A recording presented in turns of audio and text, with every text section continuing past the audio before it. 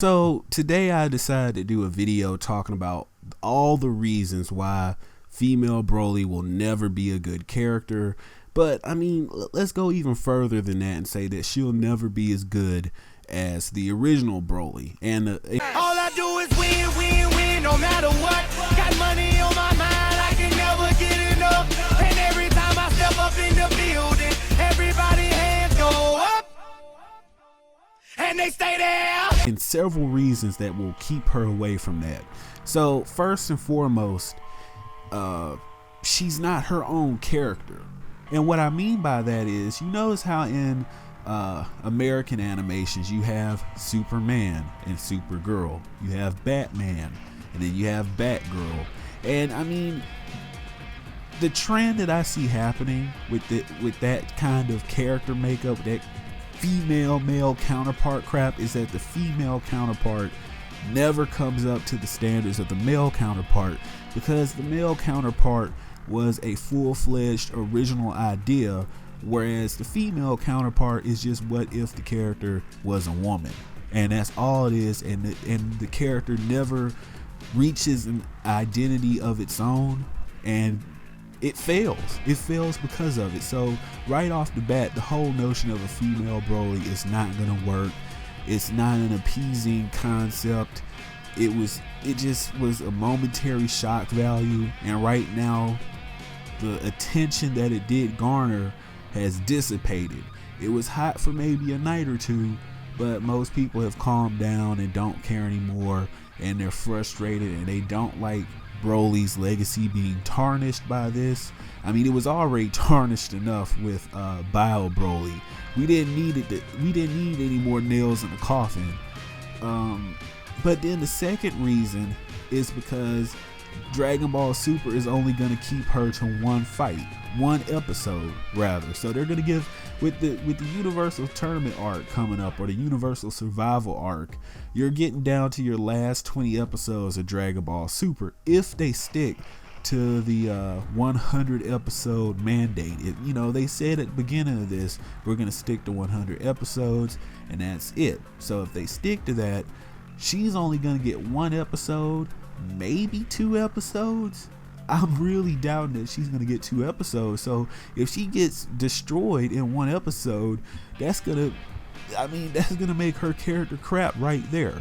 And it really depends on who she's facing. Like, if she gets one hit KO by Vegeta, that's still pretty bad, but it wouldn't sting as much as if she got beat by Gohan or 18 or someone that isn't God caliber.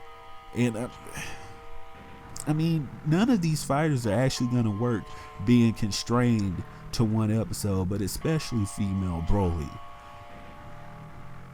Number 3, she's not going to have the same trigger as Broly. Now, Broly got triggered by Goku, Kakarot. Anytime he saw him, anytime he thought about him, anytime he saw anyone that looked like him, that triggered his power. That triggered him to go Legendary Super Saiyan. Now, of course, he could probably go Legendary Super Saiyan without it, but that caused such an uprising in his power. That was like the initial purpose for him. That was his deep psychological breakthrough that caused him to become a Legendary Super Saiyan. And honestly, this new character, whatever she's gonna be called, is not gonna have that, or it's gonna feel so what's the word? It's gonna feel so made up if they make her go Legendary Super Saiyan because of Kaba or something, and that's just assuming that she's from the same universe as him. Speaking of which, number 4, what really makes her a terrible character is that there's no way for her to be a Legendary Super Saiyan. Kaba has stated repeatedly that there has never been Super Saiyans in his universe before. They don't know what the form is. It's brand new to them. So originally Broly was a genetic anomaly. He became a Legendary Super Saiyan because he's the first one in 1,000 years. He's the true incarnation of a Super Saiyan. He's the real deal. Goku, Vegeta, Trunks, and they've probably found some kind of pseudo form that has multiple transformations to make up for the fact that they're not the genuine article. Whereas in Kaba's universe, you've never had a Super Saiyan period point blank. So for her to instantly become one is, is not credible at all. I mean, I could go into so many more details about why this character is just a trash character. And to go back to the female and male counterparts, just like Supergirl, I'm not saying females can't be interesting characters. Of course not. If that was the case, I would be upset about Android 18 being in the tournament. And honestly, I'm glad that she's in the tournament and getting a chance to fight. But let's go back to the whole Supergirl, Superman point I made earlier. Now, Wonder Woman, everyone loves Wonder Woman. I've been interested in the character since the Justice League and Justice League Unlimited days, because she was her own full-fledged character. Of course, some people made the comparisons between her and Superman, but for the most part, she was her own full-fledged character and never really lived in his shadow, whereas Supergirl was completely shrouded in his shadow and even had to wear his insignia, which made people like her less and made her less of a character.